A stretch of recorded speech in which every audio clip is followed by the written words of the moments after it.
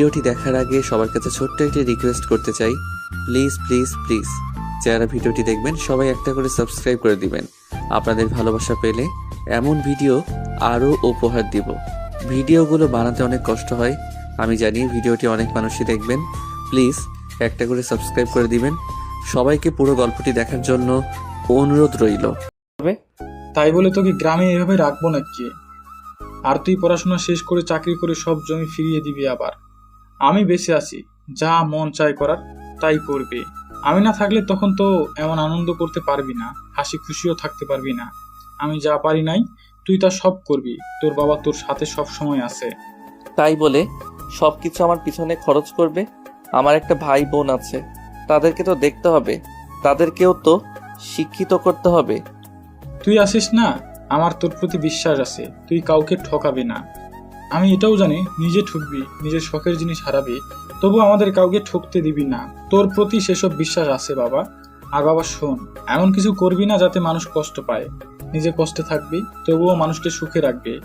তোর যখন যা লাগবে, যত টাকা লাগবে আমাকে বলবি। দোয়া করো বাবা, যাতে সবার মান রক্ষা করতে পারি।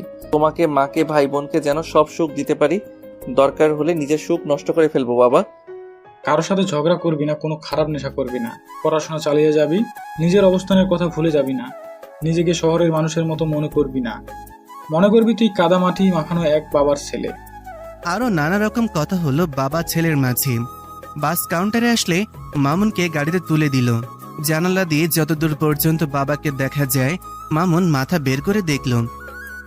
একটা বছর মামুনের খুব ভালো করে কেটে গেল, কিন্তু বিপত্তি ঘটল পরের বছরে। হঠাৎ একদিন ভার্সিটিতে মামুনের সাথে অপরিচিত এক মেয়ের ধাক্কা লাগে। এই, আপনি অন্ধ নাকি? চোখে দেখতে পারেন না? খুব সরি আপু, আমি আসলে বুঝতে পারি নাই। আপনাদের মতো ছেলেদের ভালো করে চেনা আছে। যখনই কোনো সুন্দরী মেয়ে দেখেন, অমনি তার গায়ের উপরে গিয়ে পড়েন। দয়া করে হাসাবেন না নিজেকে সুন্দরী বলে। আপনি যদি সুন্দরী হন তাহলে মডেল নায়িকারা কি পাতিলের নিচের অংশ? কি এত বড় অপমান! আপনাকে তো আমি দেখে নিব। আজকে আমার ভার্সিটিতে প্রথম দিন, তাই কিছু বললাম না। এ জীবনে হ্যান্ডসাম ছেলে দেখেন নাই, তাই তো সরি বলার পরও গায়ে পড়ে লাগতে এসেছেন। পুরাই কালাবান্দরের থেকেও আপনি হলেন কুমিরের পায়ের মতো। ওয়াক থু, বমি আসতেছে। পাতিলের কালির মতো চেহারা যার, সে কিনা ওয়াক্থু বলে? কি বাজে পোড়া পোড়া গন্ধ আসতেছে, ওয়াক ওয়াক বমি আসতেছে আমার। আপনাকে তো দেখে নিব আমি, সময়ের অপেক্ষা করেন। এই তানহা চৌধুরী কি করতে পারে তা সময় বলে দিবে। ইস, নামটার মতো যদি চেহারার মনটা হতো কতই না ভালো হতো। অপরিচিত মেয়েটা আর কেউই নয়, বরং সে হলো তানহা। তানহা রেগে তার বান্ধবীর কাছে চলে গেল। মামুন সম্পর্কে জানতে চাইলে তারা জানায় মামুন তার ডিপার্টমেন্টের সবচেয়ে ভালো ছাত্র। এমনকি তানহার ডিপার্টমেন্ট আর মামুনের ডিপার্টমেন্ট একই। মামুন সম্পর্কে আরো অনেক কিছু জানার পর তানহার ধারণা ভুল প্রমাণিত হলো।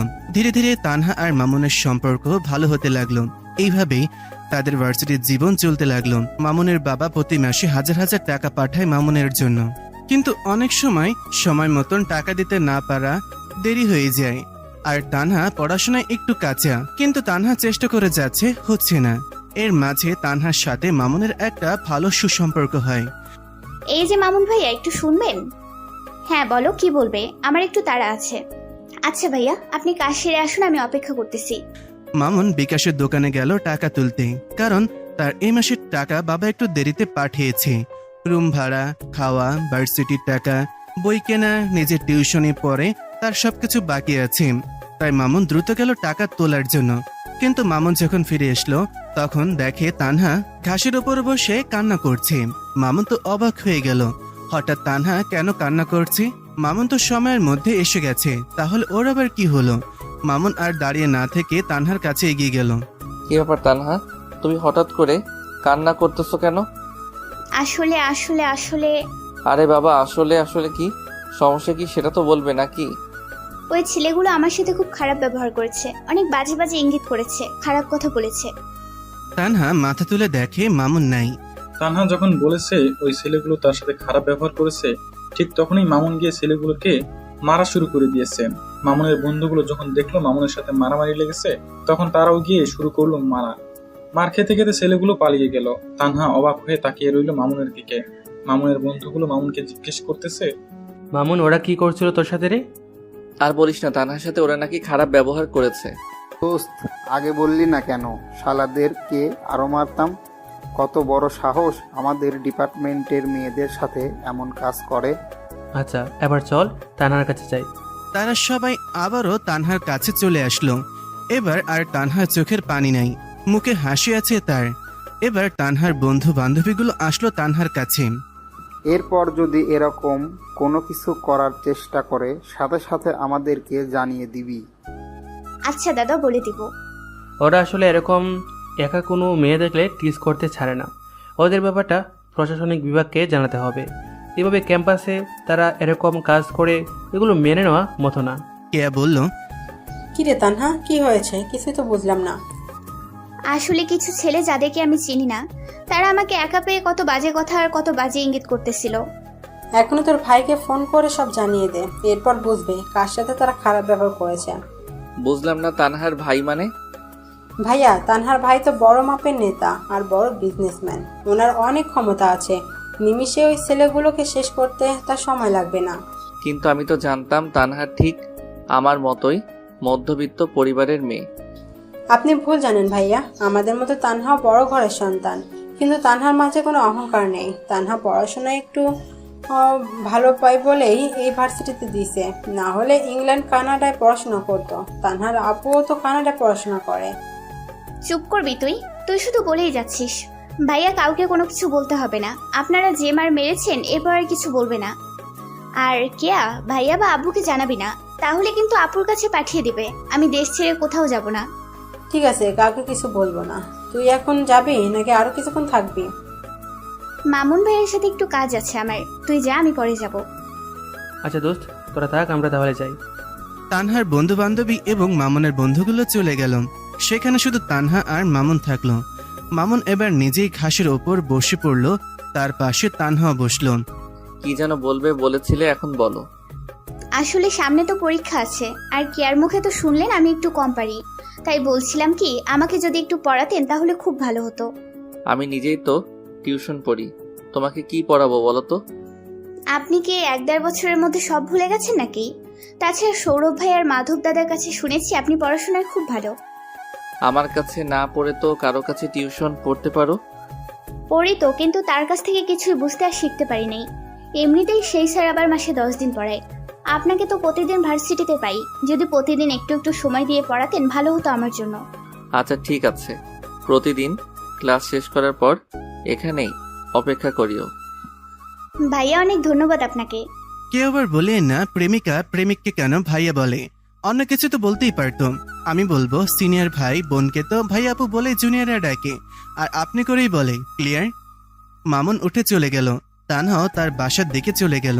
এইভাবে প্রতিদিন মামুন তানহাকে সময় দিয়ে পড়ায়। দিন দিন তানহাও ভালো পড়াশোনা করে। এতে করে মামুন আর তানহার সম্পর্কটা খুব গভীর হতে চলল। বলা চলে দুজনে কাছাকাছি থাকতে থাকতে দুজনের প্রেমে পড়ে গেছে, কেউ কাউকে বলতে পারছে না। একদিন মামুন খুব টাকার সংকটে পড়ে গেল। বাবা, এই মাসে তো টাকা পাঠালে না, আরো কি দেরি হবে নাকি? মামুন, এ মাসে মনে হয় টাকা দিতে পারবো না। জমির ফসলও তুলতে পারি নাই। তোর ভাই বোনের পিছনে জমানো টাকাগুলো ঢেলেছে, আর জমি বন্ধক রাখবো সেই লোকের কাছেও টাকা নাই। বাবা, এভাবে আর কত জমি বন্ধক রাখবে? এই জন্য বলেছিলাম শহরে না পড়ি, তোমার সাথে কৃষিকাজে সাহায্য করি আর ভাই বোনগুলোকে পড়াশোনা করাই। স্বপ্ন তোকে নিয়ে দেখেছি আমি। জমি আস নাই, কালকে ঠিকই আমার হবে। তোকে দিয়ে কৃষি করার ইচ্ছে থাকলে পড়াশোনা করাতাম না। কৃষি না করাও বাজারে বড় দোকান দিয়ে না হয় কোনো কিছুর শোরুম দিতাম। আগে পড়াশোনা শেষ কর, তারপর যা মন চাই করিস। পরের মাসে একেবারে 2 মাসের টাকা দিয়ে দিব। বুঝিস তো, বয়স হচ্ছে, একা একা সব কাজ করাও কঠিন, তাই সমস্যা হয়। তোকেও যেমন শিক্ষিত করতেছি, তোর ভাই বোনগুলোকেও শিক্ষিত করব। তুই শুধু পাশে থাকিস। ঠিক আছে বাবা, শরীরের যত্ন নিও আর সবার দিকে খেয়াল রাখিও বাবা। আমি আমার চেষ্টা মতো পড়াশোনা করে যাব, শিক্ষিত হয়ে তোমার স্বপ্ন পূরণ করব আমি। তোর কথা শুনে মনটা ভরে গেল বাবা। খাওয়া ঠিক মতো করিস, শরীরের যত্ন নিস, আর পড়াশোনা ভালো করে করিস। ঠিক আছে বাবা, আজকে তাহলে রাখি, পরে আবার কথা হবে। মাকে আবার এসব জানিও না, মন খারাপ করবে। মামুন ফোন রেখে দিল। যেভাবেই হোক এই মাসটা তার চলতে হবে। মামুনের এইভাবে দিনের পর দিন যেতে লাগলো। তো একদিন মামুন তানহাকে পড়াচ্ছে, তো তানহা শুধু মামুনের দিকে তাকিয়ে দেখছে। এই বিষয়টা মামুন বারবার লক্ষ্য করছে। তানহা, পড়া না পড়ে আমার দিকে এভাবে কেন বারবার দেখতেছো? না এমনি, তার আগে আপনার সম্পর্কে একটু জানতে চাই। আমার সম্পর্কে তো সব জানো, আর কি জানতে চাও? আপনারা পরিবারে কতজন, মানে কে কে আছে, আর আপনাদের আয়ের উৎস কি? আরেকটা কথা, আপনার কি কোনো গার্লফ্রেন্ড আছে? আমার পরিবারে 5 জন, মা বাবা, একটা ছোট ভাই আর একটা বোন। সবাই গ্রামে থাকে। আর আয়ের উৎস কৃষি। আমাদের নিজেদের চাষের জমি আছে অনেক। আমার কোনো গার্লফ্রেন্ড থাকলে তো জানতে পারতে। আপনাকে অনেক দিন থেকে একটা কথা বলতে চাই, কিন্তু বলা হয় না, তাই সিদ্ধান্ত নিয়েছি আজকেই বলবো। তাহলে বলে ফেলো, সমস্যা নেই। আপনার সাথে প্রথম যেদিন দেখা হয়, কথা হয়, তখন মনে হয়েছিল খুব খারাপ একজন ছেলে আপনি। পরে যখন সবার কাছে আপনার সম্পর্কে শুনলাম, আপনার সঙ্গে মিশলাম, তখন ধারণা পাল্টে গেল। এরপর আমাকে পড়ানো, টুকিটাকি বিষয় খেয়াল রাখা, কেউ কিছু বললে আমাকে তার সাথে মারামারি করা, আমাকে সবসময় আগলে রাখা, এবং শেষে আপনার সাথে মিশতে মিশতে একটা অন্যরকম অবস্থা হওয়া। তানহা বলেই থামলো। মামুন ভুরুকুচকে বলল, অন্য অবস্থা মানে? আর থামলে কেন? এতদিন মিশতে মিশতে আপনাকে আমার পছন্দ হয়ে গেছে। এমনকি আপনাকে খুব ভালোবেসে ফেলেছি আমি। সত্যি বলছি, আপনাকে আমি ভীষণ ভালোবাসি। এটাও জানি আপনিও আমাকে ভালোবাসেন। সাথে এটাও জানি আপনি কখনো নিজের মুখে বলবেন না। তোমার সব কথাই ঠিক আছে, কিন্তু আমার পক্ষে তোমার সাথে রিলেশনশিপে যাওয়া সম্ভব না। কেন সম্ভব না? আমি কি দেখতে খারাপ, নাকি বদমেজাজি অহংকারী? তুমি অনেক ভালো একটা মেয়ে, কিন্তু আমার পক্ষে সম্ভব না। এরপর আর এই কথাগুলো আমাকে বলিও না। আমি আজকে গেলাম, আজ আর পড়াবো না। মামুনের মুখে না উত্তর শুনে তানহা সেখানেই কান্না শুরু করে দিয়েছে। তানহার বিশ্বাস ছিল মামুন রাজি হবে, কিন্তু হলো তার উল্টো। তানহা বড় আশা করেছিল মামুন তার প্রস্তাবে রাজি হবে। তানহা যে মামুনকে অনেক বেশি ভালোবেসে ফেলেছে। তানহা একা একা বসে কান্না করছে দেখে কেয়া তানহার কাছে এগিয়ে আসলো। আমি আগেই বলছিলাম মামুন ভাই রাজি হবে না, তোকে আগেই বলেছি মামুন ভাই অন্যদের মতো না। এর আগেও কত মেয়ে মামুন ভাইকে পত্র প্রপোজ করেছে, তবুও সে রাজি হয়নি। আমি সত্যি মামুনকে অনেক ভালোবাসি কেয়া। প্লিজ তুই কিছু একটা কর, মামুনকে যে আমার লাগবেই। তো সব দিক দিয়ে ঠিক আছে, কিন্তু তোর জেদটা অনেক বেশি। তুই কি বুঝিস না মামুনকে কতটা ভালোবাসি আমি? তোকে তো সব আগেই জানিয়েছি। মামুন এত ভালো দেখেই তো তাকে ভালোবাসি, পছন্দ করি, বারবার তার কাছে আসি। আজকে তো কিছু করা বা বলা সম্ভব না, কালকে দেখি। আজকে প্লিজ আর কান্না করিস না। আর তোর বাসায় জানলে কি হবে ভেবে দেখেছিস? আমি কালকে তোর হয়ে মামুন ভাইয়ের সাথে কথা বলবো। এখন প্লিজ চল। কেয়ার কথা মতন চোখের জলগুলো মুছলো তানহা, বসা থেকে উঠল। কেয়া সারা পর তানহাকে বুঝিয়ে তার বাসায় নিয়ে গেছে। এমনকি তানহা অনেক রাত অবধি কেয়াকে ফোন করে কান্না করেছে। পুরো দিন রাত কোনো কিছুই মুখে তোলে নেই তানহা। সকাল হতে দেরি, তানহা ভার্সিটিতে আসতে দেরি করলো না। অনেক সময় পর কেয়া তার বন্ধু বান্ধবী আসলো, তারপরও মামুন ওর বন্ধু সবাই আসলো। তানহা কেয়াকে ধাক্কা দিয়ে ওদের কাছে পাঠিয়ে দিল। মামুন ভাই আপনার সাথে একটু কথা ছিল, প্লিজ যদি শুনতেন। আচ্ছা দ্রুত বলো, একটু পরে ক্লাস শুরু হয়ে যাবে। মামুন ভাই, কালকে তো তানহা আপনাকে বলেছে ভালোবাসার কথা, সেই কথাটা আমিও বলতে এসেছি। প্লিজ ভাইয়া, আজকে আর না করবেন না। কিয়া, এটা কোনো সিনেমা নয়। একজনকে চাইলাম আর তাকে পেয়ে গেলাম। তানহার পরিবার কত বড়, আর আমরা হলাম মধ্যবিত্ত। তাদের সাথে কি আমার যায় তুমি বলো? আপনার কথাটা ঠিক আছে, কিন্তু তানহা তো ওরকম মেয়ে না। জানেন ভাইয়া, কালকে আপনি না করার পর থেকে এখন পর্যন্ত সে কান্না করেই যাচ্ছে। কালকে থেকে এ পর্যন্ত কোনো খাওয়াও করে নাই। দেখেন একদিনের চেহারা কি করেছে। মামুন দেখল। আচ্ছা, তানহাকে ডেকে নিয়ে আসো, আমি বুঝিয়ে বলতেছি। কেয়া তানহাকে আনতে গেল। দোস্ত, তানহা কিন্তু খুবই ভালো মেয়ে, তাকে তুই আর না করিস না। তানহার মতো মেয়ে এই যুগে পাওয়া ভাগ্যের ব্যাপার মামুন। তুই বরং রাজি হয়ে যা, আজ না হয় কাল তো প্রেম করবি। এর মাঝেই তানহা চলে আসলো। তোরা বুঝতে পারতেছিস না, এই সম্পর্কের শেষটা কখনো ভালো হবে না রে। সবাই চলে গেল। ভাইয়া, আপনারা কথা বলুন দুজনে, আমরা সবাই বরং এখন ক্লাসে যাই। আপনাদের বিষয়টা আপনারা ঠিক করে নেন। তানহা, আমি না বলেছি বলে তুমি কান্না করবে, খাওয়া বন্ধ করবে? এগুলো কেমন পাগলামি শুনি? তুমি কি বুঝো না নিজের ভালো? তানহা কেঁদে একটু রেগে বলল, এত কথা কথা শুনতে চাই না, আগে বলেন আমাকে ভালোবাসেন কিনা। প্লিজ ঠান্ডা হও, এখানে বসো। দেখো তানহা, তুমি সোনার চামচ মুখে নিয়ে জন্ম নিয়েছো, আর আমি চাষির ঘরে জন্ম নিয়েছি। তুমি বলো, এই সম্পর্ক কি কেউ মেনে নিবে? কারো মানা লাগবে না, আমি মেনে নিলেই হলো। তুমি আছো আবেগের বশে তানহা। তুমি জীবনেও এমন আলিশান জীবন ছেড়ে আমার মতো মধ্যবিত্ত পরিবারে থাকতে পারবে না। তোমার পরিবারের কেউ মেনেও নিবে না। আমি আবেগে নেই, বাস্তবে সজ্ঞানে আছি। আপনি পাশে থাকলে সব জায়গায় নিজেকে মানিয়ে নিতে পারবো। আর আমি বাসায় সব কাজ করতে জানি। আমার মা সব কিছু শিখিয়ে দিয়েছে আমাকে। আমি আর 8-10টা বড়লোক ঘরের মেয়েদের মতো নই।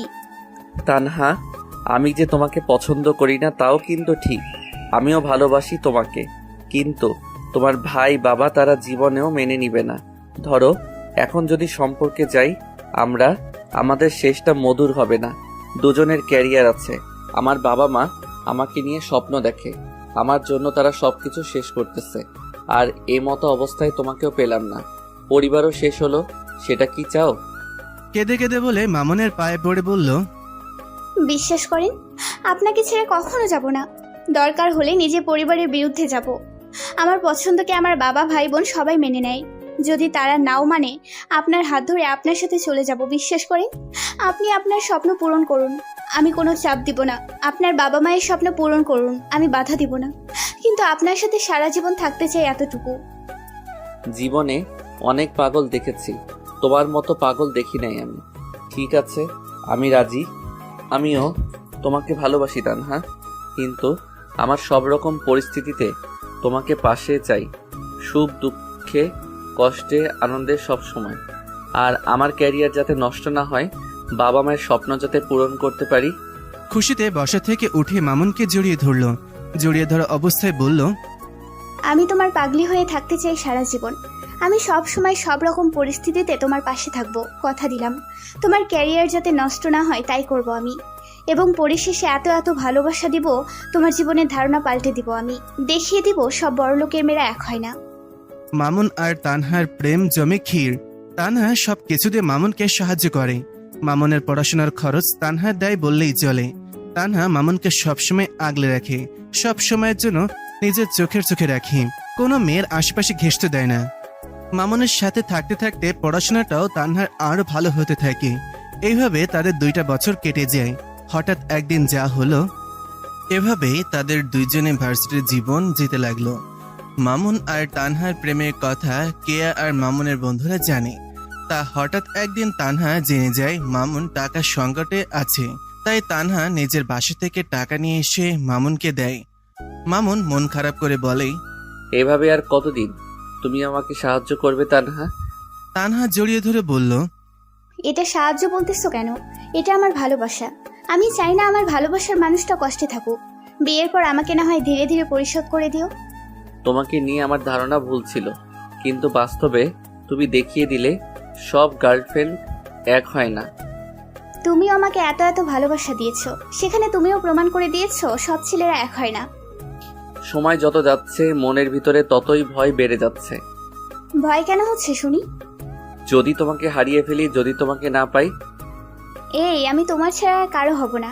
একমাত্র মৃত্যু আমাদের আলাদা করতে পারে। আমি তো তোমাকে ছাড়া চলতে ভাবতে পারি না মামুন। আমার নিঃশ্বাসে বিশ্বাস শুধুই তুমি মামুন।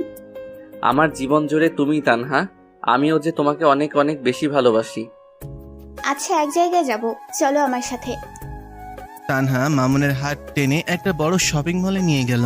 তানহা সব নিজে পছন্দ করে মামুনের জন্য 2টা করে সবকিছু কিনে নিল। মামুন শত না না করার পরও তানহা মামুনের কোনো কথাই শুনল না। কেনাকাটা হলে মামুনকে নিয়ে অনেক জায়গায় ঘুরলো, খাওয়া করালো। তারপর মামুনকে ম্যাচের সামনে নামিয়ে দিল আর ব্যাগগুলো তাকে দিল। এত করে মানা করার পরও কেন তুমি আমার জন্য এত সব নিতে গেলে? আমি জানি এখন তোমার হাতের অবস্থা ভালো না, আর তোমার সব শার্ট প্যান্ট পুরাতন হয়ে গেছে। তাই বলে টাকাও দিলে? এত সব কিছু কিনে দেওয়াও লাগে? বিয়ের পর কোনো কিছুই তো আর আমি দিতে পারবো না। বিয়ের পর না হয় তুমি আমাকে এমন করে সবকিছু দিও। মামুন হেসে বলল, সত্যি তুমি একটা পাগলি। আমি খালি পাগলি না, তোমার প্রেমের পাগলি। তোমার জন্য পাগলি, তোমাকে পাবার জন্য পাগলি। জানি তো। আমি এই পাগলিটার জন্য 1000 বছর বাঁচতে মন চাই। পাগলিটা যে সব রকম পরিস্থিতিতে আমার পাশে আছে, আমার সব দিক খেয়াল রাখতেছে, কেয়ার করতেছে। বড় লোকের মেয়ে হয়ে কি লাভ? এত টাকা পয়সা থেকে কি লাভ যদি আমার মনের মানুষের কাজে আসতে না পারি আমি? হয়েছে, আর বলতে হবে না। এবার বাসায় যাও, আজ অনেক দেরি করে ফেলেছো তুমি। আচ্ছা যাচ্ছি, কালকে আবার দেখা হচ্ছে। তানহা চলে গেল। মামুন তানহার যাওয়ার দিকে তাকিয়ে আছে। মামুন ভাবতেও পারে নাই তানহা তাকে এতটা পাগলের মতন ভালোবাসবে। মামুন ম্যাচে ঢুকে ফ্রেশ হয়ে বাড়িতে ফোন করে সবার সাথে কথা বলে নিল। তানহার সাথে মামুনের জীবনটা বেশ ভালোভাবেই পার হতে লাগলো। তাদের ভালোবাসায় কখনো কোনোদিন রাগ, অভিমান, চাহিদা, চাওয়া পাওয়ার সন্দেহ, বিচ্ছেদ ছিল না। কিন্তু কথা আছে না, শকুনের চোখ পড়তে কতক্ষণ, তেমনি তাদের সম্পর্কে কথা সেদিন সেই মার খাওয়া ছেলেগুলো জেনে যায়। তো একদিন তানহা মামুনের পছন্দের খাবার বিরিয়ানি নিজের হাতে রান্না করে নিয়ে আসে। তুমিও না এত পাগলামি করো না। উফ, কোনোদিন টাকা দিতেছো, শপিং করে দিতেছো, রান্না করে নিয়ে আসতেছো, এসব কি প্রতিদিন ভালো লাগে? শোনো, দেহটা শুধু তোমার, সেটার ভেতরে থাকা আত্মাটা আমার। সুতরাং আমার মন যা চাইবে তাই করব, তোমার কোনো হুকুম চলবে না। আরে বাস, বলো কি, দেহ আমার, আত্মা তার?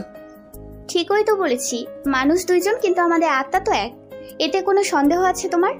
সন্দেহ থাকবে কেন আমার পাগলি? তুমি তো আমার সবকিছু। তুই কখনো ভুল বলো নাকি? এবার কথা না বলে হা করো, নিজ হাতে আজকে খাইয়ে দিব। এতদিন তো রান্না করে এনেছি, নিজে নিজে খেয়েছো। তানহা নিজ হাতে পরম যত্নে মামুনকে খাইয়ে দিতে লাগলো। মামুনও আনন্দ সহকারে খেতে লাগলো। সবকিছু মামুনের কাছে স্বপ্নের মতন লাগে। ভাবতেও পারে না তার জীবনে এত সুন্দর মুহূর্ত আছে। মামুন খাচ্ছে আর তানহা মামুনের খাওয়া দেখছে। মনে হচ্ছে বিয়ে করা তার বউ স্বামীকে খাইয়ে দিচ্ছে। খাওয়া শেষ হলে তানহা তার ওড়না দিয়ে মামুনের মুখ মুছে দিল।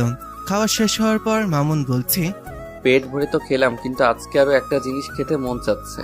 কি জিনিস খেতে চাও বলো? আজকে বাড়তি হিসাবে মিষ্টি খেতে চাই।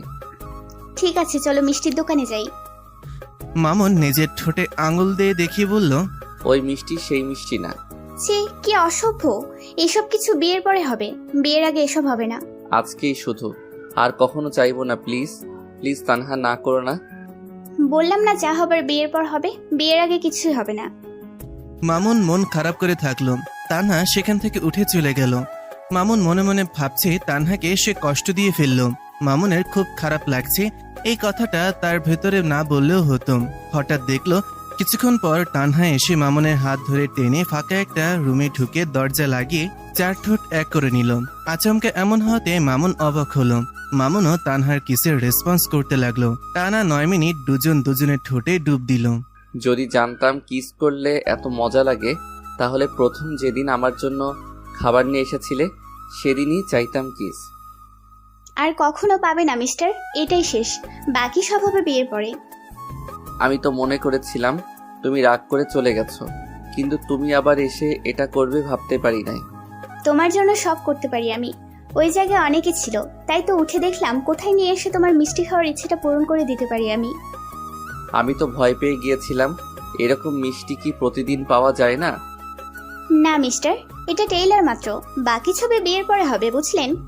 বুঝেছি। বর্তমান বাংলা সিনেমা ঈদ ছাড়া হলে মুক্তি পাবে না, বিয়ে ছাড়া এমন মিষ্টি আর জুটবে না। মামুন মজা করে মন খারাপ করলো। মজা করা বাদ দাও, যা বলেছি তাই ঠিক। এবার চলো, কেউ এসে গেলে সমস্যা হবে আবার। তানহা নিজের কাপড় ঠিক করে নিয়ে আগের জায়গায় বের হয়ে গেল। মামুনও পরে বের হয়ে গেল। তানহা বাসায় চলে গেল, মামুন মেসে চলে গেল। মামুন বিছানায় শুয়ে আজকের কথা বারবার ভাবছে আর নিজের কাছে নিজেই হাসছে। মামুন নিজে বুঝতে পারছে না সে আজ কি পেল। মামুনের আনন্দ দেখে কি। ঠিক এই মুহূর্তে মামুনের ফোনে কল আসলো তানহার। তুমিও কি আমার মতো আজকের ঘটনা ভাবতেছো নাকি মেরি জান? তানহা কান্না করতে করতে বলল, চুপ! কি হয়েছে তানহা? এভাবে কান্না করতেছো কেন তুমি? কি হয়েছে আমাকে বলো প্লিজ। এভাবে চুপ করে থেকে কান্না করো না, দয়া করে বলো কি হয়েছে। টেনশন হচ্ছে খুব এখন আমার। বাড়িতে সবাই জেনে গেছে তোমার আমার সম্পর্কের কথা। আমার মাথা কাজ করতেছে না, কি করব এখন? কে জানালো তোমার বাসায় আমাদের কথা? কে আবার? যাদেরকে তুমি মেরেছিলে তারা এসে ভাইয়াকে জানিয়ে দিয়েছে। এখন ভাইয়া আমাকে জোর করে হলে অন্য জায়গায় বিয়ে দিয়ে আপুর কাছে পাঠিয়ে দিবে। তারপর নাকি 3 ভাই বোনকে আব্বু সব সম্পত্তি ভাগ করে দিবে ভাইয়া, যে যার মতো ব্যবসা করব। কিন্তু সবকিছু পরিচালনা করবে আব্বু। আমি ওই শালাদেরকে আজ মেরে ফেলবো। তুমি কোথাও যাবে না, ভাইয়া তোমাকে চেনে না, তাই ওরা নাকি তোমার ছবি তুলে ভাইয়াকে দেবে, আর ভাইয়া নাকি তোমাকে দেখতে পারলেই তার লোক দিয়ে মেরে ফেলবে। তাহলে এখন উপায় কি তানহা? আমার মাথায় তো কিছুই আসতেছে না। তার আগে বলো তুমি আমাকে চাও কিনা, আর আমি যা বলবো তা মানবে কিনা। তোমাকে আমি চাই তানহা, আর তুমি যা বলবে তাই শুনবো আমি। তোমাকে পাওয়ার জন্য সব করতে পারি আমি। তানহা মামুনকে একটা ঠিকানা দিয়ে বলল, আমরা কালকেই বিয়ে করব। আমি একটা ঠিকানা দিতেছি, এই জায়গায় সকাল সকাল চলে আসবে। বিয়ে করার পর আমি তোমার সাথে তোমাদের বাড়ি যাব, নয়তোবা অন্য কোনো জায়গায় চলে যাব। টাকা পয়সার চিন্তা করতে হবে না তোমাকে, সবকিছু আমি নিয়ে যাব। এতে করে আমাদের দুজনের আরামে সারা জীবন চলে যাবে। আচ্ছা ঠিক আছে, আমি সময় মতো চলে আসব। তানহা ফোন কেটে তার ব্যাগে তার কাপড় ভরতে লাগলো। আলাদা একটা ব্যাগে টাকা আর গহনা ভরতে লাগলো।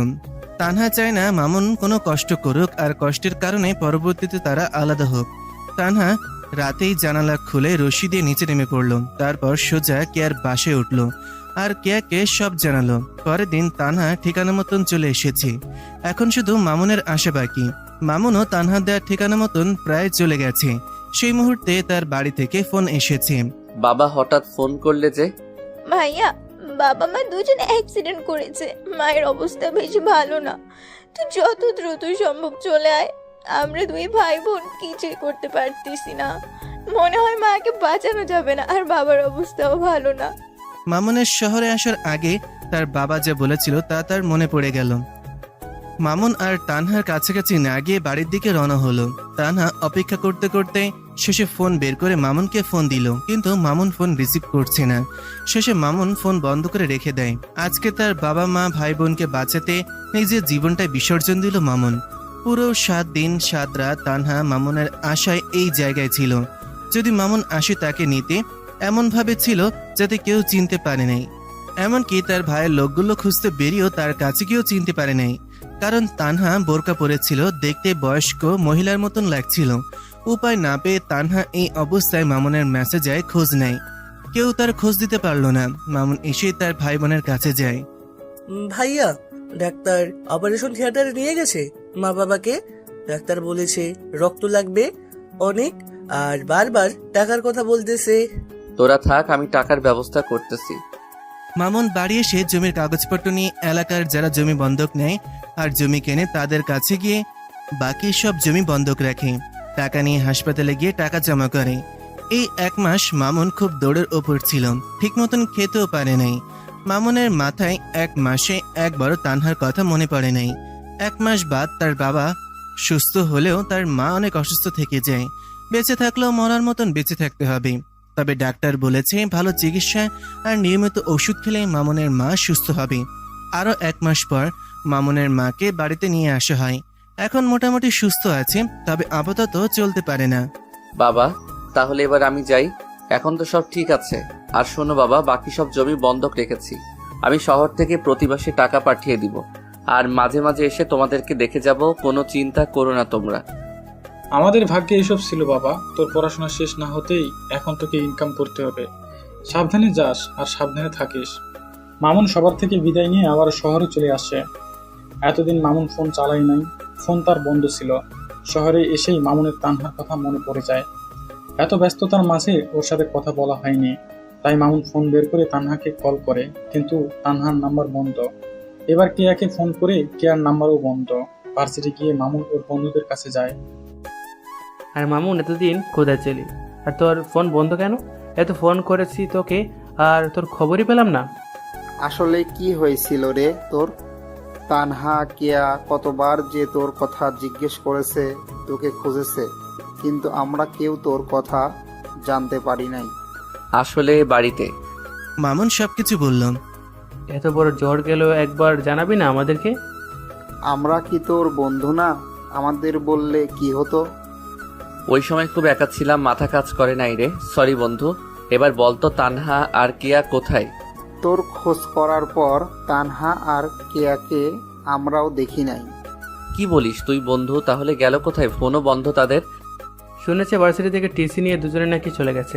পরে এটাও শুনেছি তানহা নাকি তার বোনের কাছে গেছে, তানহার আর একটা বান্ধবীর কাছে এসব শুনেছি।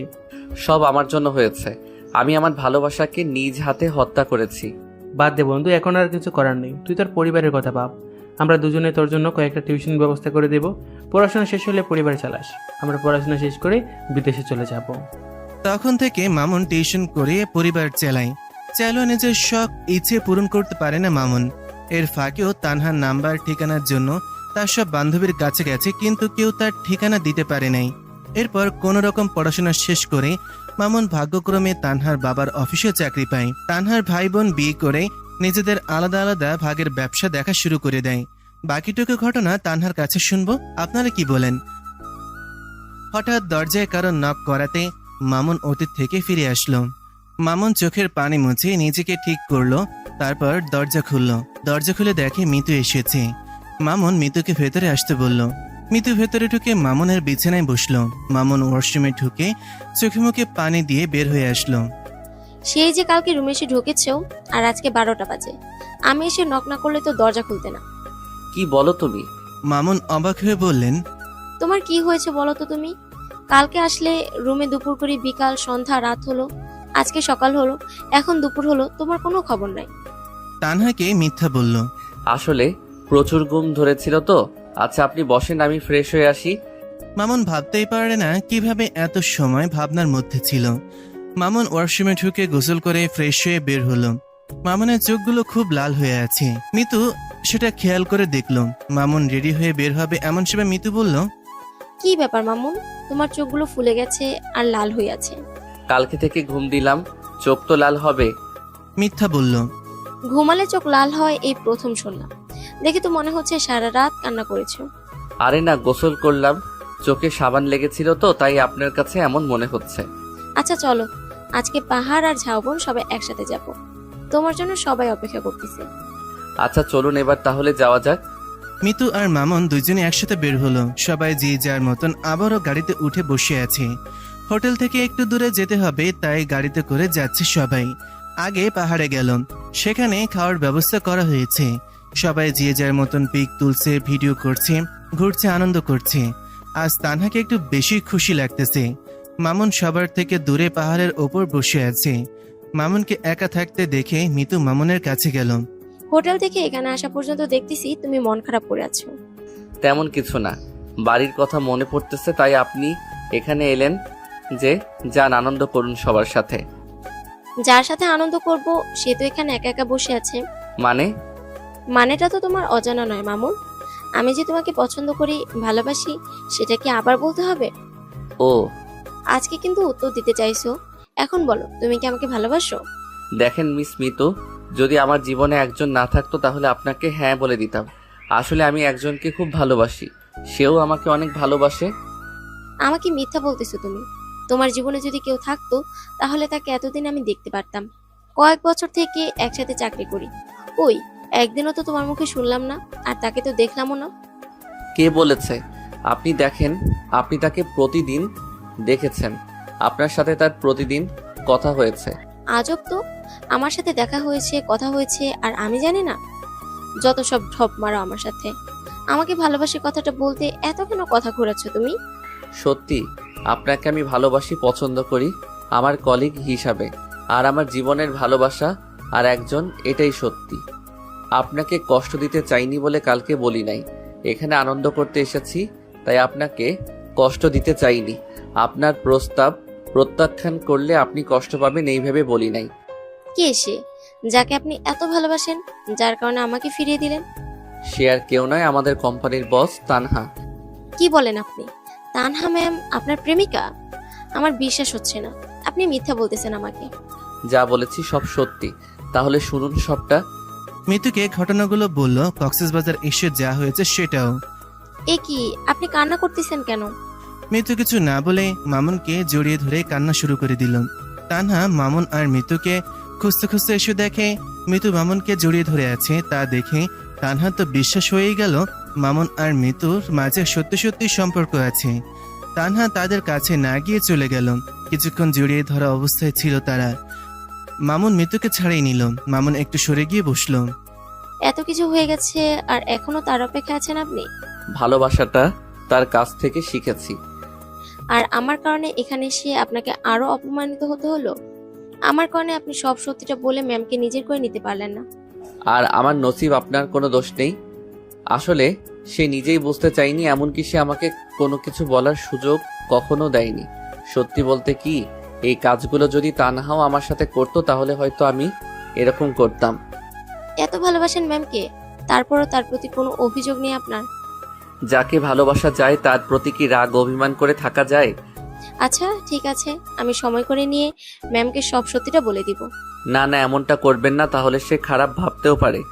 শেষ সময় যখন আমার কারণে এত কিছু হয়েছে তখন আমি তো বলবোই, আপনার কোনো কথা শুনবো না আমি। তার কোনো দরকার নেই, সময় বুঝে আমি সব বলে দিব। আপনাকে চেনা আছে, জীবনেও বলবেন না। আমি বলবো ম্যামকে সব বুঝিয়ে, তখন ঠিকই বুঝবে। এবার চলেন, অনেক সময় হয়ে এসেছি আমরা এখানে। দুজন সেখান থেকে উঠে সবাই যেখানে আছে মানে পিকনিক হচ্ছে সেখানে গেল। মানে খাওয়ার আয়োজন করেছে সেই জায়গায়। প্রেম নিয়ে ভাবনা আর কাউকে বলার মধ্যে পার্থক্য আছে সেটা তো বুঝেন তো। ভাবনার মাঝে ধীরে ধীরে সব মনে পড়ে, আর কাউকে বলতে গেলে অল্প সময় লাগে। মিতু আর মামুন গিয়ে দেখে সবাই খেতে বসেছে, তারাও সবার সাথে খেতে বসলো। খাওয়া শেষ হওয়ার পর সবাই একসাথে হলো। তানহা সবাইকে বলতেছে, সবাইকে একটা কথা তো বলা হয়নি, আজকে আপনাদের জন্য আমার কোম্পানি বড় একটা পার্টির আয়োজন করেছে। আজকে আমাদের কোম্পানির চেয়ারম্যান মানে আমার বাবা মা ভাই বোন এবং বিশেষ একজন আসবে। ম্যাম, কি উপলক্ষে এই পার্টির আয়োজন? আমি তো মনে করেছি কেউ না জানলেও একজন জানে, বা আপনারা অনেকে জানেন। মামুনের দিকে তাকিয়ে বলল, ম্যাডাম জানলেও ভুলে গেছি। আর আপনার পরিবারের সবাই বা কেন আসবে? কারণ আজকে আমার জন্মদিন। আমি চেয়েছিলাম জন্মদিনটা সবার সাথে পালন করব, আর আমার জীবনসঙ্গী যে হবে তার সাথে পরিচয় করিয়ে দিব, যাকে আমি অনেক অনেক অনেক বেশি ভালোবাসি। আবারও মামুনের দিকে তাকালো। ইস, আমি তো ভুলেই গেছি, আজকে তানহার জন্মদিন। আর তানহা কি সত্যি আমাকে সবার সাথে পরিচয় করিয়ে দিতে চায় আমি তার ভালোবাসা? মনে মনে বলল, আমি কি বলে দিব ম্যামকে সবকিছু? ম্যাম তো দেখি আগে থেকে সব আয়োজন করে রেখেছে। কোনই দিয়ে গুতা দিয়ে মামুনকে। আমি তো নিজেই অবাক হয়ে যাচ্ছি, ভাবতেও পারতেছি না তানহা এত সব কিছু করবে। আমার ভীষণ লজ্জা পাচ্ছে। আর লজ্জা পেতে হবে না। যাই হোক, অবশেষে দুজন মানুষ এক হচ্ছেন তাহলে। ম্যাম, পার্টির আয়োজন কখন রেখেছেন সেটা তো বললেন না। রাত 8টার সময় পার্টি শুরু হবে। কিন্তু ম্যাম, এখনো ঝাউবন ঘুরলাম না, হাতে সময়ও তেমন নেই। এই অল্প সময়ের মধ্যে এত বড় আয়োজন কেমন করে করব? আপনাকে এসব নিয়ে চিন্তা করতে হবে না ম্যানেজার সাহেব। হোটেলের ম্যানেজারকে সব আগে থেকেই বলা আছে, ওনারা সবকিছু ইতিমধ্যে শেষ করেছে। আমরা এখন ঝাউবন ঘুরে সে পার্টিতে উপস্থিত হওয়ার আগে তৈরি হওয়ার সময়ও পাবো। তাহলে আর দেরি কিসের? ম্যাম চলেন তাহলে সবাই মিলে ঝাউবন যাই। আর হ্যাঁ ম্যাম, শুভ জন্মদিন। সবাই এক এক করে তানহাকে জন্মদিনের শুভেচ্ছা জানালো। সবাই ঝাউবন ঘুরে হোটেলে গিয়ে ফ্রেশ হয়ে তানহার জন্মদিনের উপলক্ষে তৈরি হলো। তারপর এক এক করে সবাই হোটেলের ছাদে গেল। এরপর তানহা সহ তার পরিবারের সবাই সেখানে আসলো। আপনাদের সবাইকে ধন্যবাদ, আজ আমার ছোট মেয়ের জন্মদিনের পার্টিতে আপনারা এসেছেন। আপনারা যেভাবে সহযোগিতা করেছেন, সাহায্য করেছেন আমার বোনকে আমাদের কোম্পানি পরিচালনা করার জন্য, সেজন্য আপনাদেরকে আবারও ধন্যবাদ। আজকে আপনাদের কি খুশির সংবাদ একটা দিবে আব্বু। আর হ্যাঁ, আপনারা পার্টি শেষ হওয়া পর্যন্ত থাকবেন। আব্বু আম্মু, তোমাদেরকে খুব ভালোবাসি। তোমরা সবাই আমাকে খুব সাপোর্ট করেছো, আমার সব রকম পরিস্থিতিতে তোমরা পাশে ছিলে। ভাইয়া সরি, তোমাকে হয়তো অনেক কষ্ট দিচ্ছি। কিসের কষ্ট? তুই আমার আদরের বোন, নিজের কোলে পিঠে তোকে নিয়ে বেরিয়েছি, তোকে নিজ হাতে লালন পালন করেছি। তোর সব ভালো মন্দ দেখার দায়িত্ব আমার, তোর সব ইচ্ছে পূরণ করা এটাও আমার দায়িত্ব। তোকে সবসময় ভালোবাসি আমি। এই জন্য তোমাকে আমার এত বেশি ভালো লাগে। আর আপু, পড়াশোনার সময় আর আমার ডিপ্রেশনের সময় অনেক সাহায্য করেছিস, পাশে থেকেছিস, সেই জন্য তোকে অনেক ধন্যবাদ। দিব একজন বোনকে কিসের ধন্যবাদ? তোর জায়গায় আমি থাকলে আমাকে কি তুই সাহায্য করতি না? আর হলি সবার আদরে, সবার ভালোবাসা, তোকে কি করে কষ্ট পেতে দেই আমরা? আব্বু, এবার অনুষ্ঠান শুরু করা তাহলে। উপস্থিতি সবাইকে স্বাগতম জানাচ্ছি। আর হ্যাঁ, আজকে শুধু আমার মেয়ের জন্মদিন না, সেই সাথে আরও একটা খুশির খবর আছে। এই হচ্ছে আমার বন্ধু জমশেদ মজুমদার, এই হচ্ছে তার ছেলে মাসুম মজুমদার। ইনি আমার ব্যবসায়িক পার্টনার। আর এনার একমাত্র ছেলের সাথে আমার ছোট মেয়ের বিয়ের কথা পাকা করেছি। আর আজকে কেক কাটার আগে দুজনের আংটি বদল হবে। সবাই জোর করে হাততালি দিতে লাগলো। মামুন আর মিতু তো বোকার মতন চেয়ে দেখছে। তখন তাহলে তানহা যে বলল বিশেষ একজন আসবে, আর সে বিশেষ একজন হলো মাসুম মজুমদার, তার হবু স্বামী। দুজন দুজনকে আংটি পরিয়ে দিল, তারপর কেক কেটে এক এক করে সবাইকে খাইয়ে দিল। মিতু তো এক চাহনিতে মামুনের দিকে তাকিয়ে আছে। দুজনে কিছুই বুঝতে পারল না, তাদের মাথার ওপর দিয়ে যেন সবকিছু চলে গেল। এটা কি হলো? আপনি না বলেছিলেন তানহা ম্যাম আপনাকে ভালোবাসে, তাহলে সে কেন হাসি মুখে আরেকজনকে বিয়ে করতে যাচ্ছে? হয়তো আমার উপর রাগ অভিমান থেকে, হয়তো তাকে ব্যথা দিয়েছি, তাকে ছেড়ে গেছি সেই কারণে। আবার এটাও তো হতে পারে আমি গরিব আর ওই ছেলেটা ধনী। চোখ মুখ শক্ত করে বলল, না, আমি ওই মঞ্চে উঠে সবাইকে সব সত্যি জানাবো, ম্যামকেও সত্যিটা বলবো, এটা হতে পারে না। মিতু যেতে ধরলে মামুন টেনে ধরলো, তারপর বলল, না, আর কিছু বলবেন না, আর কিছু করবেনও না। যেখানে আমি তাকে সুখ দিতে পারি নাই, তার স্বপ্ন নষ্ট করেছি, সেখানে তার নতুন সুখ নষ্ট করতে চাই না।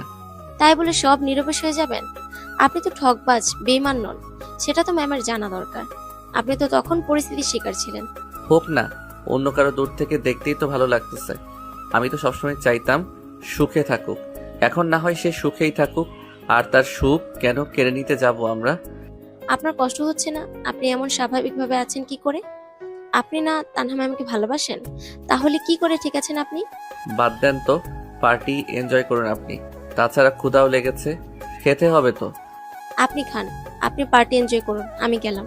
প্লিজ একা রেখে যাবেন না, একা থাকতে আমার একটু ভালো লাগে না।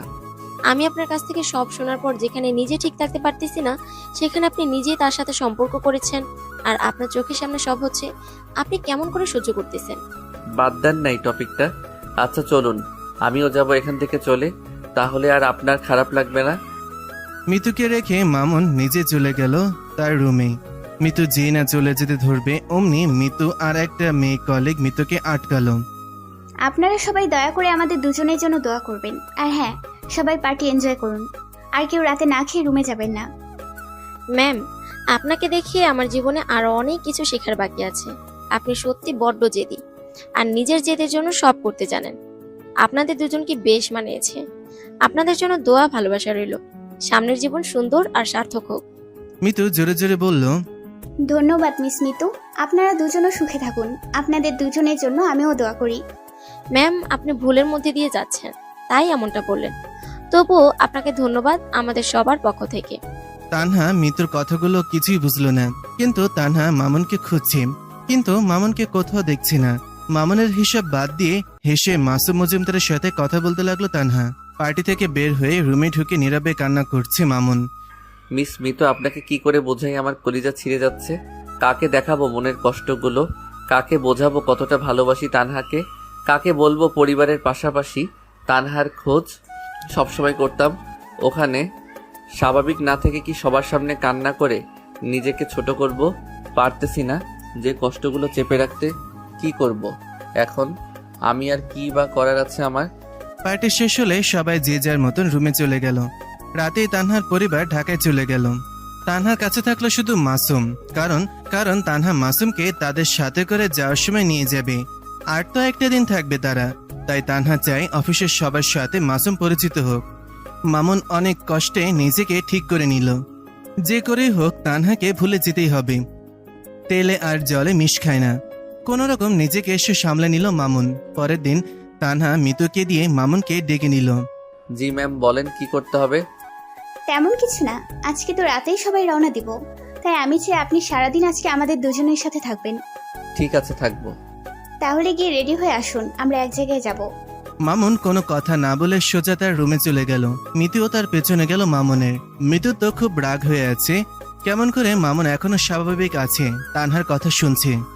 আপনি কি মানুষ নাকি পাথর? কেমন করে আবারও আপনি তানহার কথা শুনতেছেন?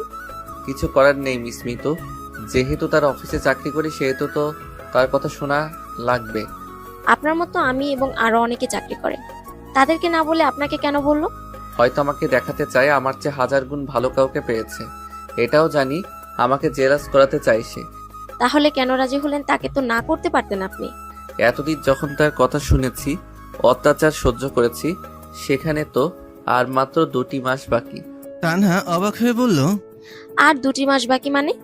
মামুন মিথ্যা কথা বলে কথা ঘোরালো, বলল, ও কিছু না, 2 মাস পর তো আমাকে এত কাজ বা কথা সরাতে পারবে না, সেটাই আর কি। তাছাড়া বিয়ে হয়ে গেলে তখন তার হবু স্বামী মাসুম হয়তোবা অফিস দেখাশোনা করবে, তখন তো আর আমাকে এত কাজ দিবেও না, চাপও দিবে না। তা অবশ্য ঠিক বলেছেন। আপনি কি আর করার, বিয়ে না হওয়া পর্যন্ত সহ্য করেন। মিতু যেতে ধরলো। মামুন বলল, মিতু একটু শুনবেন, আমাকে প্লিজ ক্ষমা করে দিবেন, আপনাকে কষ্ট দিয়ে ফেলেছি, দেখবেন আপনি আমার চেয়ে ভালো কাউকে পাবেন। কি যে বলেন না আপনি, আমার কাছে কেন মাফ চাইতে হবে আপনার? আপনি তো কোনো দোষ করেন নাই। তাছাড়া আমি না জেনে, না বুঝে, না শুনে আপনাকে একতরফা ভালোবেসেছিলাম। আর হয়তোবা আমার কারণে আপনার সাথে তানহার মিলটা হলো না। প্লিজ নিজেকে দোষী মনে করবেন না, আর আপনার মতো এমন একজন কলিগ সবার নসিবে থাকে না। আপনি সত্যি অনেক ভালো একজন মেয়ে, অনেক ভালো মনের মানুষ। ঠিক আছে, আমি তাহলে আসি। মিতু চলে গেল। মামুন রেডি হয়ে নিল। নিচে এসে দেখে তানহা আর মাসুম গাড়িতে বসে আছে। মামুন এগিয়ে গেল গাড়ির কাছে। আপনার কি কোনো কাণ্ডজ্ঞান নাই নাকি? কতক্ষণ হলো গিয়েছেন, আর সে আপনি কিনা এতক্ষণে এলেন? আসলে ম্যাম, আমি একটু ফ্রেশ হলাম তো, তাই দেরি হলো। সরি ম্যাম, আর দেরি করব না। এরকম সরি জীবনে আর কতবার বলবেন আমাকে শুনি? আপনি যে একটা অপদার্থ সেটা কি জানেন আপনি? তানহা, বাদ দাও না কেন, ওনাকে এভাবে বলছো তুমি? আপনি বরং গাড়িতে উঠে বসুন, দেরি হয়ে যাচ্ছে তো। মামুন আর কোনো কথা না বলে গাড়িতে উঠল। মাসুম গাড়ি ড্রাইভ করছে আর তানহা তার পাশের সিটে বসেছে। মামুন পেছনের সিটে বসে আছে। তানহা মাঝে মাঝে মাসুমের সাথে কথা বলছে আর অট্টহাসি হাসছে। আমরা কিন্তু বিয়ের পর হানিমুনে সুইজারল্যান্ডে যাব, কি বলো তুমি? হ্যাঁ, বিয়েটা আগে হোক, তারপর দেখা যাবে কোথায় যাওয়া যায়। আমাদের দুজনের কি টাকা পয়সার অভাব আছে নাকি? আমরা কি কারো মতো ছোট লোক নাকি? আমরা আরো অনেক দেশে যেতে পারি। তানহা মামুনকে শুনিয়ে বলতেছে, তা তো যাওয়াই যায়, ওটা কোনো সমস্যা হলো নাকি? জানো মাসুম, অনেক ছোট লোক আছে যাদেরকে সত্যি ভালোবাসা দিলে ছুঁড়ে ফেলে দেয়। আসলে কথায় আছে না, ছোট লোক কি আর বিরিয়ানির মজা বোঝে?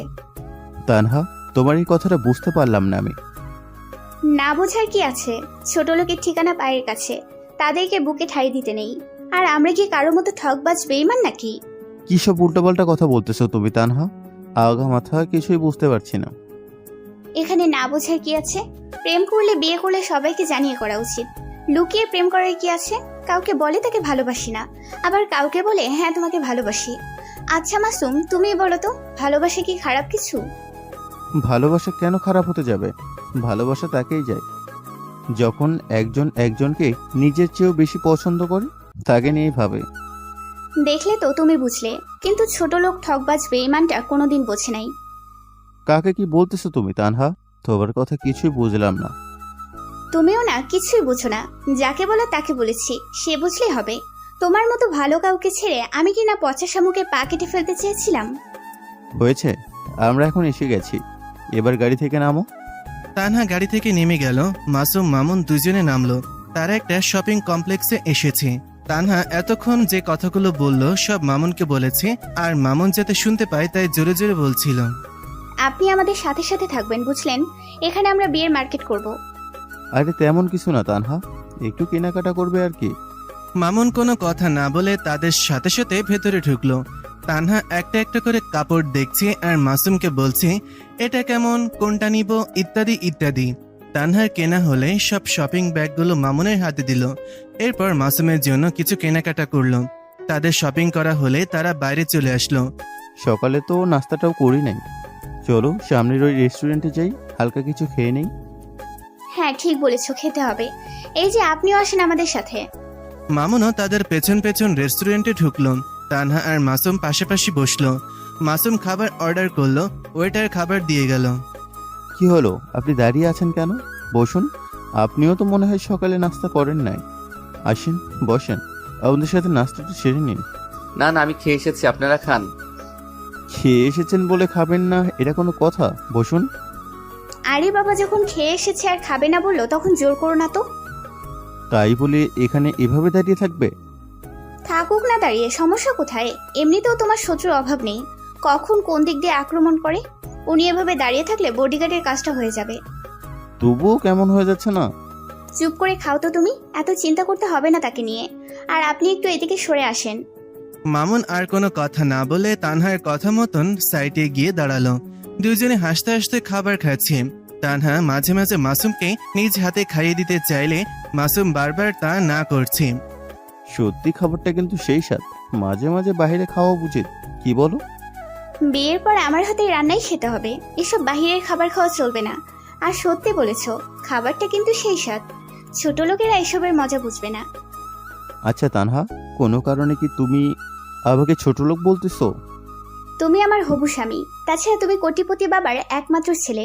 তোমাকে কেন ছোট লোক বলবো? আমি ছোট লোককে ছোট লোক বলছি। সবাই কি আর সবকিছুর মর্ম বোঝে? তো এত ঘুরিয়ে বলার কি আছে, সোজা করে বললে তো পারো তুমি। আমি না জাস্ট ছোট লোক ঠকবাজ বেঈমানকে সহ্য করতে পারি না। আচ্ছা, তোমাকে কে ঠকালো আর কাকে বেইমান বলতেছো? কে বেইমানি করেছে তোমার সাথে শুনি?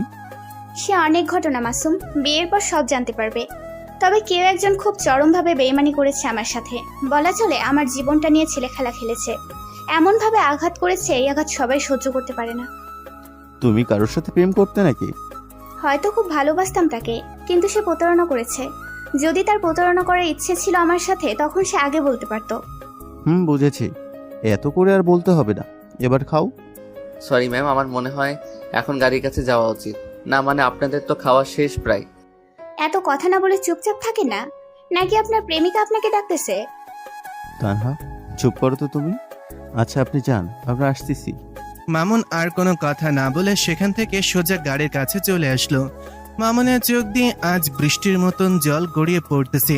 মামুন আকাশের দিকে তাকিয়ে দীর্ঘশ্বাস ছাড়লো, মনে মনে বলল, তানহা, এভাবে অপমান না করে যদি একটাবার সত্যিটা জানতে চাইতে, কেন সেদিন তোমাকে একা রেখে চলে গেছি? যদি আবারও জানতে চাইতে আমি সেদিন মিতুকে কি বলেছি, তাহলে হয়তো এভাবে অপমান করতে পারতে না। হ্যাঁ, আমি অপরাধী, আমি ঠকবাজ বেঈমান। কিন্তু তানহা, আমি তখনও তোমাকে ভালোবেসেছি, আজও তোমাকে ভালোবাসি। এটা হয়তো তোমাকে কষ্ট দেওয়ার সাজা বিধাতা আমাকে দিতেছে। বিশ্বাস করো তানহা, অন্য লোকের সাথে তোমাকে দেখে সহ্য করতে পারতেছি না। অন্য লোকের সাথে কথা বলা, হাসাহাসি করা, এত সব করা আমার মেনে নিতেই কষ্ট হচ্ছে। আমি না হয় দোষ করেছি, তাই বলে এইভাবে কষ্ট দিবে আমাকে তুমি? তাদের দুজনের খাওয়া হলে তারা গাড়ির কাছে চলে আসলো। এসে দেখে মামুন শপিং ব্যাগগুলো নিয়ে দাঁড়িয়ে আছে। মাসুম আবারও গাড়ি চালাতে লাগলো। তানহা সামনের সিটে তার পাশে বসলো। মামুন আবারও আগের মতন পিছনের সিটে বসলো। পুরো রাস্তা আবারও নানা রকম কথা বলা আর মামুনকে শুনিয়ে শুনে অপমান করলো তানহা। গাড়ি থেকে নেমে মামুন তাদের পেছন পেছন গিয়ে ব্যাগগুলো দিয়ে চলে আসলো। এসে আবারও মৃত্যুর সামনে পড়লো। এতগুলো ব্যাগ তোমার হাতে দেখলাম, ওগুলো কিসের ব্যাগ? ম্যাম আর স্যারের বিয়ের শপিং এর ব্যাগ। তাদের বিয়ে, তাদের পোশাক, আপনি কেন তা বহন করবেন শুনি? এছাড়া বা আমার কি করার আছে? তাছাড়া চাইলেও তো না করার উপায় ছিল না। এখানে পিকনিক করতে এসে আপনাকে দিয়ে চাকরের কাজ করাবে, বাহ, খুব ভালো তো। সত্যি কি আপনাকে তানহা ম্যাম ভালোবাসতো, নাকি আমাকে মিথ্যা বলেছিলেন? বাদ দেন না ওসব কথা, এখন আর বলে কি কোনো লাভ আছে? যা হওয়ার তা হয়ে গেছে। নিশ্চয় আপনাকে অপমানও করেছে তারা, তাই না? আমাকে কেন তারা অপমান করবে? আপনি পাগল হয়েছেন মনে হয়। পাগল আমি হইনি, আপনি হয়েছেন। যদি অপমান না করবে তাহলে আপনার চোখ লাল কেন? চোখের কোণে পানি কেন? ও হ্যাঁ, চোখে ধুলা পড়েছিল, তার জন্য লাল হয়েছে। আর চোখ কসলিয়েছিলাম তো, তার কারণে হয়তো হয়েছে। থাক, আর মিথ্যা বলতে হবে না, আর শাক দিয়ে মাছ ঢাকতে হবে না। যা বুঝার বুঝে গেছি আমি। এত কথা বলতে পারবো না, সকাল থেকে কিছুই খাইনি, আমি এখন একটু খাবো। তাহলে আমার ধারণাগুলো সব ঠিক ছিল। আসেন আমার সাথে, সামনের ওই দোকানে গিয়ে দুজনে কিছু খাই। আপনি খান না এখনো? আপনার অপেক্ষায় ছিলাম, আপনাকে একা রেখে সবার সাথে বসে খেতে মন চায়নি। আপনিও না পাগলি একটা। আচ্ছা চলুন দেখি ওই দোকানে কিছু পাওয়া যায় কিনা। দুজনে দোকানে গিয়ে ডিম পরোটা খেয়ে নিল। তারা 12টার দিকে সকালে নাস্তা করে নিল। যেখানে সবাই 10টার মধ্যে খেয়ে ফেলেছে, সেখানে তারা 12টার সময় খেলো। খাওয়া শেষ করে এসে দেখে সবাই যে যার মতন করে বেড়াচ্ছে। ঠিক সেই সময় তানহা মামুন আর মিতুর কাছে চলে আসলো। বাহ, দুজন তো সুপারগুলোর মতো একসাথে থাকেন দেখি। তা কোথায় গিয়েছিলেন দুজনে? সম্পর্ক ভালো হলে আর নজর ঠিক হলে, নিয়ত ঠিক থাকলে সুপার গ্লোর মতো থাকা যায়। কোথায় আর যাবো ম্যাম? ধনীদের তো সকালে নাস্তা করানোর মতো মন নেই, তাই গরিবের দপ্তরখানায় গিয়ে দুজনে সকালে নাস্তাটা সেরে নিলাম। কথাগুলো কি আপনি আমাকে বললেন মিস মিতু? আরে না ম্যাম, আপনাকে কেন বলবে, এমনি বললো আর কি। আমি আর মাসুম সমুদ্রের তীরে যাচ্ছি, চাইলে আপনারাও যেতে পারেন দুজনে। ম্যাডাম আপনি যান, সময় হলে আমরাও যাব, কেমন?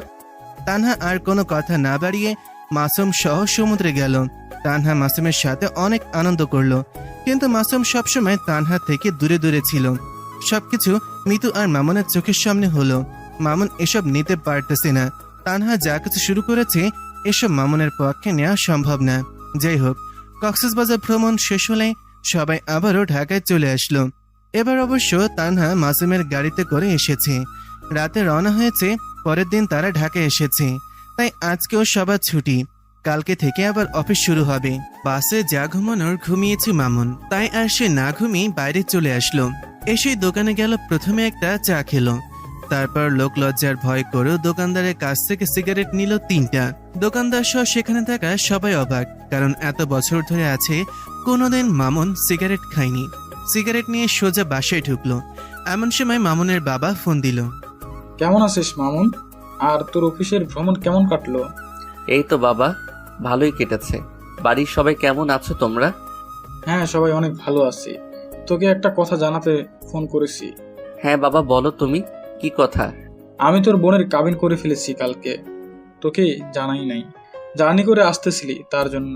তুই বাড়ি আসলে তারপর মুন্সি ডেকে বিয়ে দিয়ে শ্বশুর বাড়ি পাঠাবো। আচ্ছা তুই বল, কবে বাড়ি আসবি তুই? এখন তো বলতে পারতেছি না, তবে 1-1.5 মাস পিছিয়ে নাও তারিখ। আচ্ছা ঠিক আছে। তুই কি মন খারাপ করেছিস তোকে না জানিয়ে যে কাবিন করলাম তোর বোনের? মন খারাপ করব কেন বাবা? এটা তুমি ভালো কাজ করেছো, কিন্তু ওর লেখাপড়া আর কার সাথে কাবিন করালে? তোর মামাতো ভাইয়ের সাথে। ওরা নিজে থেকে এসে প্রথমে তোর মাকে, পরে আমাকে বলছে, আমরাও আর না করি নাই।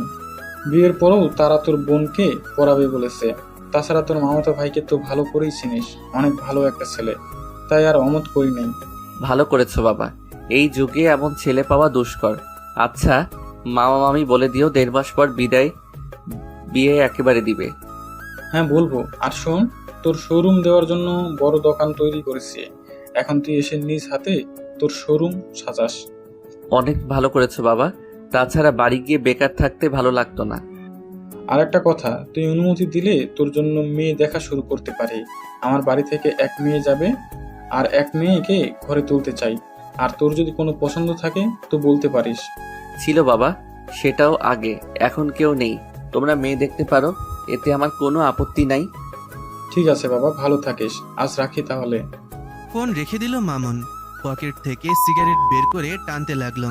প্রথম টান দিতে সে কি কাশি, চোখ মুখ লাল হয়ে গেছে, চোখের কোণে পানি এসে গেছে। তবুও মামুন সিগারেট টানতে লাগলো, কিন্তু ধোঁয়া গিলতে পারল না। এইভাবে 3টা সিগারেট টানলো। পুরো রুমে সিগারেটের ধোঁয়ায় ভরা। সিগারেট টানার পরও তানহাকে মাথা থেকে সরাতে পারছে না, তাই রুম থেকে বের হয়ে ওই জায়গায় কিছু নেশা করা ছেলেদের কাছে গেল। কি ব্যাপার ভাই, হঠাৎ করে এখানে যে? কোনো কি সমস্যা? আমিও তোমাদের সাথে নেশা করতে চাই। সে কি ভাই, আপনার মতো ভালো মানুষ হঠাৎ করে কেন নেশা করতে চান? নেশা করলে নাকি দুনিয়ার সবকিছু ভুলে থাকা যায়। আমিও এমন কাউকে ভুলে যেতে চাই, তাই তোমাদের কাছে এসেছি। না ভাই, আমরা পারবো না। এসব ভালো জিনিস না, শরীরের ক্ষতি হয়। আপনি ভালো মানুষ, দেখবেন এমনিতেই সব ঠিক হয়ে যাবে। এমনিতে সব ঠিক হলে আজকে তোমাদের কাছে আসতাম না। কিন্তু ভাই, নেশা না করাই ভালো। নেশা করার দরকার নেই আপনার। যা বলছি তাই করো। কোনো নেশা করলে অতি দ্রুত তাকে ভুলতে পারবো। ওই দে ভাই, প্রেমের যন্ত্রণা খুব খারাপ জিনিস। ভাই বুঝেছি কেন এসেছেন। ওই কলকি তৈরি কর ভাই, প্রথমে টান দিবে। তোরা আগে ভালো করে দেখ আশেপাশে কেউ আছে কিনা, আমি বানাচ্ছি। দ্বিতীয় ছেলেটা চারিদিকে ভালো করে লক্ষ্য করলো, আশেপাশে কেউই নাই। প্রথম ছেলেটা কলকি বানালো। মামুনকে টানতে দিলে মামুন আবারও সেই কাশি শুরু করে দিল। ধীরে ধীরে একটু একটু করে অভ্যাস হয়ে গেল। মামুন এখন নিয়মিত গাঁজা খায়। সিগারেট তো প্যাকেট প্যাকেট কিনে রাখে মামুন। এইভাবে 1 মাস চলে গেল। তো সেদিন তানহার অফিসে মাসুম এসেছে। ঠিক তখনই তানহা মামুনকে তার কেবিনে ডাকলো। আপনি এখানে বসে এই ফাইলগুলো ভালো করে দেখুন, আর কোথায় কোথায় ভুল আছে তা ঠিক করে দেন। ইনি কি এইসব কাজ করতে পারবে তানহা? আরে পারবে, তুমি এত চিন্তা করো না তো। এত বছর থেকে তাহলে কিসের জন্য কাজ করতেছে অফিসে? পারলে তো ভালোই হয়। আমাদের বিয়ে তো আর 10 দিন পর।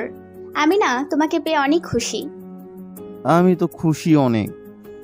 আচ্ছা, আমি বলছিলাম কি, সন্ধ্যার সময় দুজনে বিয়ের মার্কেট করতে বের হতাম। হ্যাঁ, আব্বু অবশ্য সেই কথা বলেছিল। আর হ্যাঁ, আমি কিন্তু তোমাকে না জানিয়ে বিয়ের কার্ড ছাপাতে দিয়েছি, কিছুক্ষণের মধ্যে নিয়ে আসবে। খুব ভালো করেছো তানহা, আগে ভাগেই সবাইকে কার্ড দিয়ে দিলে খুব ভালো হবে। হ্যাঁ অবশ্যই। তাছাড়া এখন তো বিয়ের মাত্র 10 দিন বাকি আছে, খুব তো ব্যস্ত হয়ে পড়বো আমরা, তখন তো মনে থাকবে না। এটাও ঠিক বলেছ।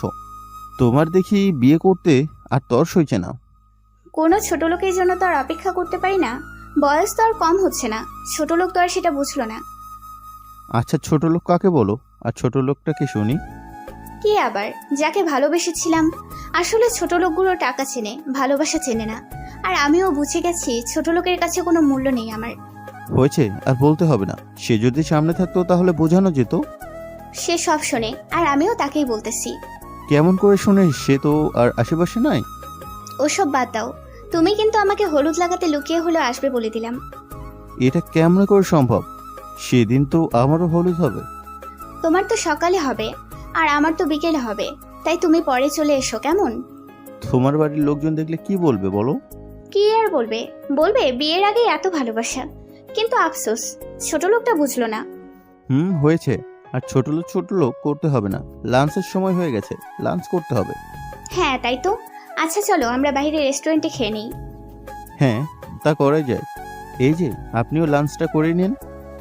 না না, ওনার লাঞ্চ করার দরকার নেই। দেখো লাঞ্চে গেলে পরে আবার কাজ না ভুল করে। আরে করবে না, ওনারও তো খেতে হবে। আর খেলে কাজ করবে কি করে? এত সরল হইও না, এদেরকে মাথায় তুললে পরে আবার নাচতে থাকবে। এত ভালোবাসা দেখাও দেখে তোমার অফিসের ফাইল নিয়ে আবার আমাকে এখানে আসতে হলো। আরে ফাইলগুলো আমার ছিল, আমি করতে পারতাম। বললে না বিয়ের জন্য মার্কেট করবে, সেটা আব্বুও বলেছিল, বলেই এখানে নিয়ে এসেছিলাম। হয়েছে, আর বলতে হবে না। তোমার তো ক্ষুধা লেগেছে, আগে চলো তো, খেতে হবে তোমার। আর তুমি না খেলে শরীর খারাপ করবে তোমার। মাসুম সাহেব মামুনকে উদ্দেশ্য করে বলল, যাচ্ছি তো চলে। এই যে, আপনিও দ্রুত গিয়ে লাঞ্চ করে নেন। অনেক সময় থেকেই ফাইলগুলো ঠিক করতেছেন, এবার উঠে যান আপনি। তানহা মাসুমের হাত ধরে কেবিন থেকে হাসতে হাসতে বের হয়ে গেল। তানহা চলে যাওয়ার পর মামুনের চোখ দিয়ে জল পড়তে লাগলো। তানহা কেমন করে পারছে মামুনকে কষ্ট দিতে? তানহা তো মামুনকে ভালোবাসতো, তাহলে কেমন করে ছোট লোক বলতে পারলো একজন অপরিচিত লোকের সামনে? মামুনের চোখের জল মুছে তানহার কেবিন থেকে বের হয়ে মিতুর সামনে পড়ল। কি এমন কাজ ছিল যে ম্যামের কেবিনে করা লাগলো? কাজ আর কোথায়, আমাকে বসে বসে